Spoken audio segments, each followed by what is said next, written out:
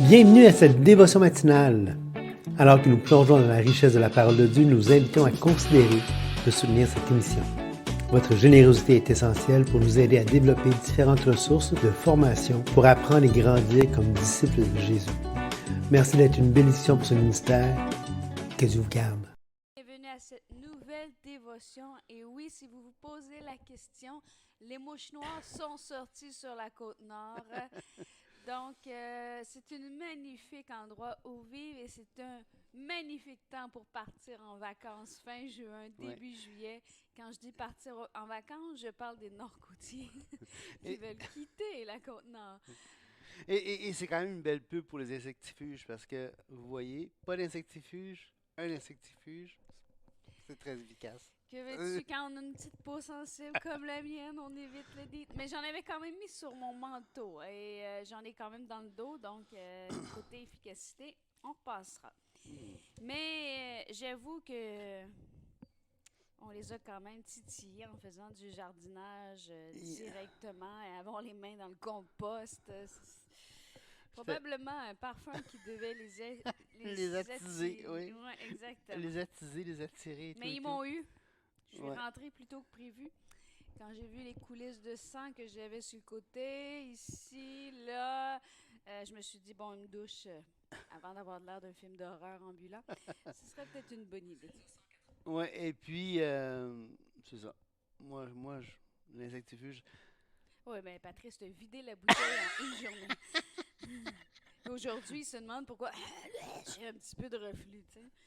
Donc, tout ça pour dire qu'aujourd'hui, on commence la deuxième épître à Timothée pour faire suite à la première épître de Timothée, à Timothée. Donc, mise en contexte ce matin, cette lettre-là est assez importante parce que c'est probablement la dernière lettre que Paul a écrite. Elle a été écrite sous le règne de Néron. Ouais. Bon, ça, je sais pas si c'est si important à spécifier. Ouais, elle est écrite 2 ans après la première, à peu près. Quelques années après la première. C'est effectivement, selon beaucoup, la dernière lettre qu'il aurait écrite. Donc, c'est vers la fin de sa vie, nécessairement. Il va se faire exécuter dans pas long. Et puis, c'est vraiment, c'est comme, c'est presque son, Vous voyez, reflux. son, son dernier, j'allais dire son dernier testament, là, ses dernières volontés. Mais c'est vraiment un bel épître. Et on va voir que dans cette épître-là, lorsque Paul va écrire, c'est une épître qui est quand même assez personnelle. On va voir qu'il est en prison, si je ne me trompe pas, à ce moment-là. Ouais. Donc, c'est une lettre qui est écrite en prison, mais pas seulement en prison. C'est pendant un moment où est-ce qu'il se sent abandonné. Abandonné de plusieurs de ses amis. Donc, je crois qu'on devrait voir vraiment le cœur de Paul à travers ce chapitre-là et le thème qui est proposé ici par notre film de Scofield avec les commentaires, non, Louis II avec les commentaires de Scofield. Le thème, c'est le maintien de la vérité. Ouais, il faut comprendre, c'est un petit peu comme quand Paul arrête à Milet, puis il rencontre les anciens d'Éphèse. C'est-tu Milet? Oui. Oui, Milet. Il rencontre les anciens d'Éphèse dans Acte 20. Puis il leur donne. D'ailleurs, Patrice, tu t'en souviens pas, c'est une des questions de Jonathan. Oui, c'est vrai. Et, Petit clin d'œil à notre ami. et il donne un petit peu là, ses dernières, avant de se rendre à Rome. Somme toute, lui pense qu'il s'en va à Rome essayer de témoigner devant César, mais il ne sait pas ce qui va se passer. Alors, il donne ses dernières recommandations aux anciens d'Éphèse. Et on sent un petit peu la même atmosphère dans l'épître que dans ce discours dans Acte 20. Et l'idée, c'est vraiment le maintien de la vérité, un petit peu comme il leur enseigne, il leur dit, il les exhorte dans Acte 20. On voit un petit peu la même trame ici. Et je trouve ça intéressant quand même parce que si on se rappelle ce qu'on a souligné hier, ou à la dernière dévotion, devrais-je dire, sur la première épître à Timothée, ben la chose que toi tu avais remarqué et noté, c'était fais garde à ce que tu enseignes. Oui, prends garde à ce que tu écoutes puis à ce que tu enseignes. Donc, commençons. Oui, exactement. Donc, Paul, apôtre de Jésus-Christ, par la volonté de Dieu, pour annoncer la promesse de la vie qui est en Jésus-Christ. À Timothée, mon enfant bien-aimé, que la grâce, la miséricorde et la paix te soient données de la part de Dieu, le Père, et de Jésus-Christ, notre Seigneur. Et donc, juste rapidement, c'est essentiellement les mêmes commentaires qu'on avait fait dans 1 Timothée. Paul ici va vraiment montrer qui il est. Il va s'adresser à Timothée. Il va lui dire qu'il est son enfant bien-aimé. Hein. Il y a vraiment un lien avec Timothée qui est proche, il est vraiment proche du cœur. Et comme il va faire dans l'autre épître, il va dire que la grâce, la miséricorde et la paix. Habituellement, Paul va dire que la grâce et la paix vous soient données. Mais là, il va dire que la grâce, la miséricorde et la paix. Parce qu'il y a quelque chose de plus que Timothée a besoin. Et Paul le souligne. C'est beau parce que dans le premier, on disait, Timothée a rappelé dans la première lettre, mon enfant légitime en la foi, faisant un lien, mettant ici en perspective le fait que Timothée s'est probablement converti sous le témoignage de Paul. Et c'est pas seulement mon légitime dans la foi, c'est t'es bien-aimé, Ouais. précieux. Et je trouve magnifique le premier passage. Hein, pour annoncer la promesse de la vie qui est en Jésus-Christ. On en a parlé dans dans l'Épître de Timothée. On en parle régulièrement dans chacune de nos dévotions. On se rappelle que nous accordons beaucoup de valeur au fait que, à Jean 3,16, car Dieu a tant aimé le monde qu'il a envoyé son Fils unique afin que quiconque croit en lui ne périsse pas, mais ait la vie éternelle. Donc, cette vie éternelle, c'est la destination, si on veut, c'est la récompense, c'est la promesse, c'est l'assurance, c'est l'espérance qu'on a. Ouais. Mais avant cela, je ne sais pas dire au-delà, mais vu que c'est avant cela, on a une vie ici. Une vie, c'est comme si on a une vie aujourd'hui. Et cette vie-là, en Christ, elle est abondante aussi. Donc, je trouve ça beau pour annoncer la promesse de la vie qui est en Jésus-Christ. Ce que je trouve beau, c'est le qui est en Jésus-Christ. Puis la promesse de la vie, comme si c'était maintenant, jusque dans l'éternité. Oui, exactement. On a vu dans 1 Timothée comment Paul va souvent dire saisis la vie éternelle, saisis la vie véritable. Donc, elle est là, ici, maintenant. Mais en plus, je l'ai mentionné, je pense, la dernière fois, il y a comme trois temps au salut. Il y a le temps passé où est-ce qu'on est sauvé une fois pour toutes lorsqu'on place notre confiance en Jésus-Christ seul pour la vie éternelle. Il y a cette délivrance quotidienne qu'on doit saisir et il y a ce salut futur. Hein. Et donc l'esprit qu'on reçoit au moment où on se convertit est un gage du futur. Hein. Et cette prédestination que Paul parle dans Éphésiens 1, 3 et 4, c'est cette prédestination non pas vers le salut, mais à partir du salut. Une fois qu'on est sauvé, on est prédestiné. Et cette prédestination-là, c'est justement le salut du corps, la rédemption, la glorification du corps. On voit ça dans Romains chapitre 8. Et revenons à Timothée. Je rends grâce à Dieu que mes ancêtres ont servi et que je sers avec une conscience pure, de ce que nuit et jour, je me souviens continuellement de toi dans mes prières, me rappelant tes larmes et désirant te voir enfin d'être rempli de joie, gardant le souvenir de la foi sincère qui est en toi, qui habitait d'abord dans ton aïeul Loïse et dans ta mère Eunice, et qui, j'en suis persuadée, habite aussi en toi. C'est pourquoi je t'exhorte à ranimer la flamme du don de Dieu que tu as reçu par l'imposition de mes mains. Ça ici, là, c'est tellement riche ce texte-là. On voit tellement des choses que trop souvent, en tant qu'évangélique moderne, on a tendance à négliger, on a tendance à oublier, on a tendance à malheureusement mettre de côté. Premièrement, Paul, il commence en disant « Je rends grâce à Dieu que mes ancêtres ont suivi, que je sers avec une conscience pure. » Alors, il rappelle qu'il s'insère dans une lignée de croyants, une lignée d'ancêtres qui ont servi le Seigneur. Donc, il reconnaît L'héritage. l'héritage. Hein. Il reconnaît la validité de l'héritage qu'il a reçu. Il reconnaît la richesse de l'héritage qu'il a reçu. Et il va le souligner. Hein. Et évidemment, il va dire ensuite qu'il sert Dieu avec une conscience pure. Et donc, si Paul le fait, c'est accessible à tous. Hein. Paul n'est pas quelqu'un de différent de nous. Il est de la même nature que nous. Et donc, Paul sert avec une conscience pure. Et de ce que nuit et jour, je me souviens continuellement de toi dans mes prières. Donc, Paul prie souvent pour Timothée. Et là, l'autre chose qui est intéressante ici, qui moi me touche, ça dit, me rappelant tes larmes. Alors, Timothée, quand il s'est séparé de Paul, on peut imaginer la scène. Hein. C'est important de pouvoir, Julie, tu dis souvent ça, de se mettre dans le texte, de pas juste le lire du texte détaché, mais de vraiment essayer de voir la scène, essayer de le... Comment tu dirais ça? De le vivre. De le vivre. En fait, quand moi, je lis me rappelant tes larmes et désirant te voir afin d'être rempli de joie, vous devez voir la scène. Là. C'est comme si tu t'imagines ton ami, là, ton meilleur ami qui pleure, puis ce que tu souhaites, c'est de le voir rempli de joie. C'est ce sentiment-là qui est transmis dans le texte. C'est pas juste des mots, c'est cette émotion-là. Cette émotion, ce pathos, cette émotion qui est transmise.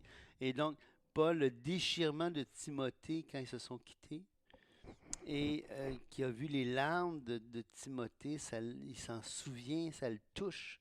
Et là, il aimerait tellement ça, revoir Timothée. Il ne le verra probablement pas, c'est ça. Bientôt, il va mourir. Mais il dit, aimerait ça le voir pour que tu sois rempli de joie. Afin d'être rempli de joie. Afin que lui soit rempli de joie. Oui, c'est comme si il y a cette chaleur humaine, il y a cet amour humain qui est tout à fait légitime, tout à fait présent dans les épîtres de Paul. Puis trop souvent, on pense que Paul, c'est un zélote qui se fout des gens, qui n'a rien à faire des individus, qui marche droit devant lui. Non, on le voit ici, on le voit dans 1 Corinthiens 2, comment il est bouleversé parce qu'il ne trouve pas de titre. C'est vraiment un homme intense, mais qui aime les gens, vraiment. T'sais, on va le voir ailleurs dans les églises, où est-ce qu'il va. Il n'endort pas tellement que les soucis que lui donnent les églises le bouleversent. Comment ils vont-tu réussir, ils vont-tu. Ça le bouleverse en dedans. T'sais. Et donc, on le voit encore ici. C'est pour ça que, comme tu disais, c'est une lettre excessivement personnelle, comme 2 Corinthiens. Oui, puis c'est beau parce que ce sentiment-là, cette émotion-là qui vit, me rappelant tes larmes, j'aurais plus tendance à dire sentiment, Patrice, parce que c'est Ouais, quelque chose qui revient. ouais. Une émotion, c'est vraiment... Action-réaction. Ouch, je suis en colère. OK? Donc ça, c'est vraiment une émotion, mais quand tu entretiens une émotion, OK? Ben ça, c'est que tu es en train de nourrir la colère. Ça devient un sentiment qui prend... et c'est ça qu'il faut veiller. Hein? C'est vraiment... sur les émotions aussi, se contrôler quand on a des émotions. Mais avoir des émotions, c'est biologique. Okay? Entretenir des mauvais sentiments, par contre, ça nous éloigne. C'est pour ça que ça dit que tout ce qui est vrai, tout ce qui est pur, que tout ce qui est honorable soit l'objet de tes pensées. Mais ici... En bien ou en mal. C'est-à-dire, c'est pas seulement le mauvais sentiment que tu peux entretenir, c'est aussi le bon sentiment que tu peux entretenir. Oui, exactement. Et c'est pour ça que je pense que, personnellement, c'est vraiment personnellement, comment je peux dire ça? Que plusieurs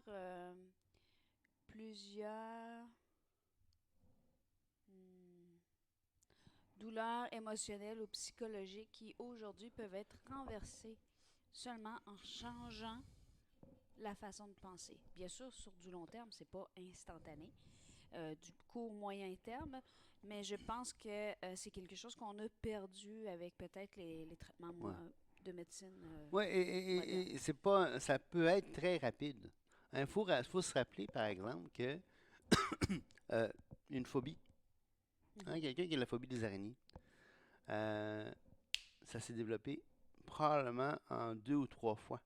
Il y a eu un élément qui a sensibilisé, puis après ça, il y a un élément déclencheur, puis après ça, la phobie s'est installée. Donc, c'est vraiment, et habituellement dans un court temps. Alors, ce genre de sentiment, mais d'anxiété se développe souvent très rapidement. Alors, faut pas penser, le cerveau fait ce que le cerveau fait le mieux, il apprend. Et donc, on peut apprendre le ressentiment ou on va apprendre justement un sentiment à changer nos pensées comme tu dis, en méditant. Oui, il faut parfois se faire violence. Hein. Ouais. Vous savez, quand ça dit, il y a un moment dans ma vie où est-ce que j'ai géré certaines choses, j'ai lu un livre, peu importe en fait, c'était pas que c'était du matériel extraordinaire, mais dans ce livre-là, il y avait l'idée de dire, disons que tu as choisi de pardonner, ben il faut que tu affirmes que tu as choisi de pardonner. Ouais. Parce que c'est pas, j'ai pardonné, puis après ça, tu rumines sur l'offense ou tu... Et, ben, je trouve ça a eu un impact parce que ça m'a vraiment appris, je pense pas que c'était le but du livre, mais ce que moi j'en ai ressorti, c'était que je pouvais changer la façon Ouais.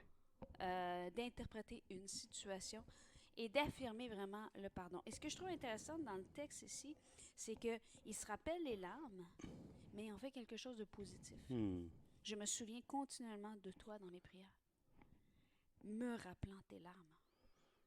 Donc, il n'y a pas une insensibilité dans la prière. Il n'y a pas un détachement de l'autre dans la prière. Et le verset 5. D'ailleurs, Oui, c'est ça. Continue. Gardant le souvenir de la foi sincère qui est en toi. Alors, écoute, il prie pour lui, il se rappelle de lui, il entretient cette idée extraordinaire qu'il y a de son enfant dans la foi. Et là, il va dire, sincère qui est en toi, qui habitait d'abord dans ton aïeul Loïs et dans ta mère Eunice. Alors, comme lui, il honore la tradition ou l'héritage qu'il a reçu, il est en train d'honorer l'héritage que Timothée a reçu. Oui, et en plus, sa grand-mère et sa mère. Oui, c'est ça. Et c'est un beau... juste ce verset-là, c'est quand même une belle image de l'importance à accorder à la foi. Et ce qui est intéressant, c'est... on a vu déjà que Timothée s'est converti avec Paul. Oui. Donc, la foi est en Dieu, n'était pas nécessairement en Jésus-Christ de ses parents et grands-parents. Oui, c'est qui ont ça. accepté le Seigneur en Ouais. même temps, ou peu importe, Ouais. mais la foi dans laquelle il a grandi, c'était pas la foi avec le salut en Jésus-Christ. Non, exactement. Trop souvent, on a tendance à dénigrer ce que Paul, le contexte culturel de Paul, mais Paul dit non, moi je viens d'un héritage où mes ancêtres ont servi Dieu, Timothée aussi. Et donc, c'est riche. Et comme tu dis, avant la venue de Christ, ces gens-là servaient Dieu. Hein? Tout à fait. Et donc, c'est extraordinaire. Et d'ailleurs, j'ai beaucoup aimé, je me souviens pas, Patrice, c'est qui, mais tu avais été un jour à une convention en Colombie-Britannique et quelqu'un t'avait dit, une personne des Premières Nations, Oui. qui t'avait dit, Dieu n'est pas descendu du bateau avec les colons. Oui, exactement. Parce que ce qu'il disait, c'est qu'on croyait en Dieu. On a appris Jésus-Christ, c'est vrai. Mais il y avait cette trace de Dieu. Oui, dans toutes les nations, Dieu n'a pas abandonné dans Acte 14. Tout à fait. Donc, Dieu se rend témoignage de qui il est, de lui-même. Donc, et le mot martyr, qui veut dire les témoins, comme on voit les chrétiens témoigner dans le livre des Actes, c'est le même mot. Mais Dieu, en l'absence de l'Église, en l'absence de... il témoigne de lui-même. Si je me souviens bien dans... Et en présence aussi, il témoigne tout le temps de lui-même. Là. Si je me souviens bien, dans la culture de l'homme qui t'avait dit ça, c'était le Créateur. Oui, exactement. Ouais. Donc ici, gardant le souvenir de la foi sincère qui est en toi, je trouve qu'il y a il y a une belle douceur ici dans la lettre de Paul. Hein? Il dit, je me souviens continuellement de toi dans mes prières. Je garde le souvenir de ta foi sincère qui est en toi, qui habitait d'abord dans ton aïeul Loïs et dans ta mère, et qui, j'en suis persuadée, habite aussi en toi. C'est comme si je me rappelle. Ouais. Puis là, en disant ça, j'en suis persuadée, c'est comme... Je ne veux pas croire que ça l'aurait diminué. J'ai comme cette impression de dire... Comme un petit... ouais, c'est ça. J'en suis persuadée, habite aussi en toi. Comme, c'était là, je l'ai... C'est encore là. Oui, exactement. Et verset 6, c'est pourquoi je t'exhorte à ranimer la flamme du don de Dieu que tu as reçu par l'imposition des mains. Alors, dans ça, là, ça aussi, c'est riche. Là. Paul est capable de mettre tellement de richesse théologique dans peu. Tu sais, je t'exhorte à ranimer. Le mot ranimer, là, c'est vraiment, ça vient vraiment ouais, c'est ça, Anna et zipureo, pureo, c'est quelque chose qui, le verbe pour enflammer Clignote. comme, Ah, OK. OK? Puis, donc, il dit réenflamme. Tu sais, Ouais. réenflamme, attise la flamme, tu sais. Refais ça. C'est comme si tu brasses le feu, tu brasses les braises pour que le feu reprenne, tu sais, tu souffles Comme un petit dessus. tison que tu mets dans l'oxygène. Ouais, ouais, ouais, exactement, tu sais. Et ce Le- que je trouve magnifique, excuse-moi, juste avant que tu continues ça, c'est je t'exhorte à ranimer Hmm. la flamme. C'est quelque chose d'actif. Tu as la capacité de ranimer la flamme et je t'encourage à le faire. Pour moi, ce verset-là, là, quand c'est un verset qui m'a toujours encouragé en disant, ben, quand tu as des dents, là, quand ça va moins bien, quand il y a, je t'exhorte à ranimer la flamme du don de Dieu. Ouais. Et ce qui est intéressant, c'est euh, tu peux ranimer la flamme du don de Dieu. Alors, il ne faut jamais penser qu'on est passif dans ce que Dieu nous donne. On n'est pas simplement des vases que Dieu remplit. On a un rôle très actif dans la participation avec Dieu, dans les dons qu'il nous donne. On peut les laisser de côté, on peut les enterrer, on peut les négliger, on peut... Dieu te l'a donné. Fais ce que tu veux avec. Mais, à qui beaucoup donné, beaucoup est demandé. Tu sais.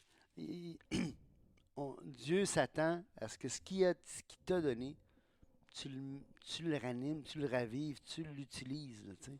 Et c'est intéressant quand il dit aussi que tu as reçu par l'imposition de mes mains. Paul est en train de lui rappeler un jalon de la vie de Timothée. Hmm. Et ça, je pense aussi que c'est important de le faire dans nos propres vies.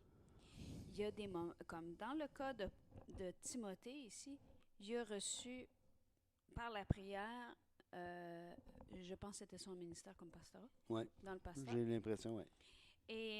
Mais c'est un point X dans sa vie où quelque chose a été déterminé.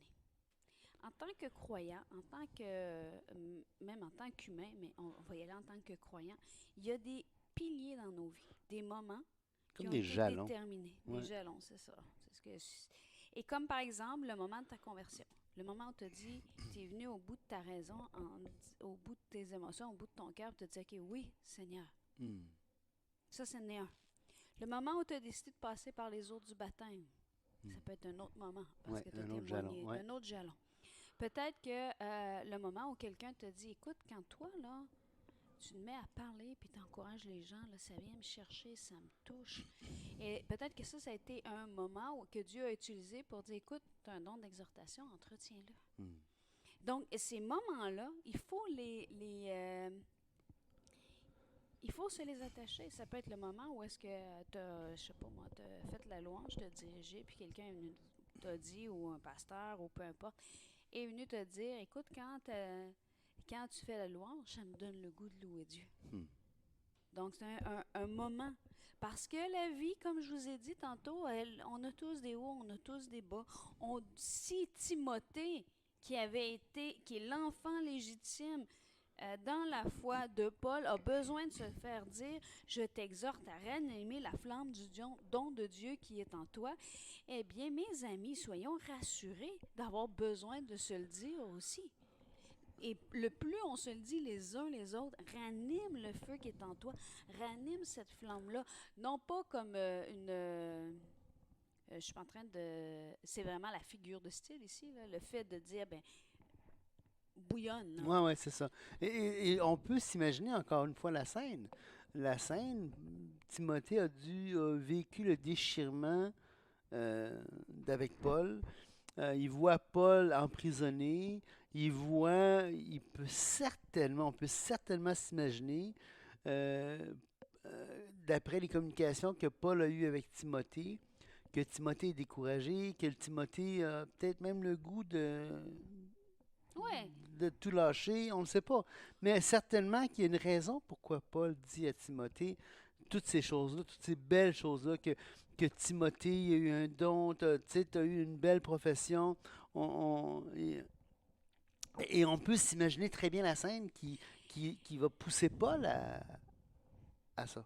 Et là, je viens de voir l'heure. Écoute, Ouais. je pense qu'on s'emballe dans ce passage-là. Ouais, ouais, On ouais, pourrait ouais. continuer, mais je ne suis pas encore en vacances. Donc, je vais vous souhaiter une très belle journée et je dois vous quitter. Au revoir, que Au Dieu vous revoir. bénisse.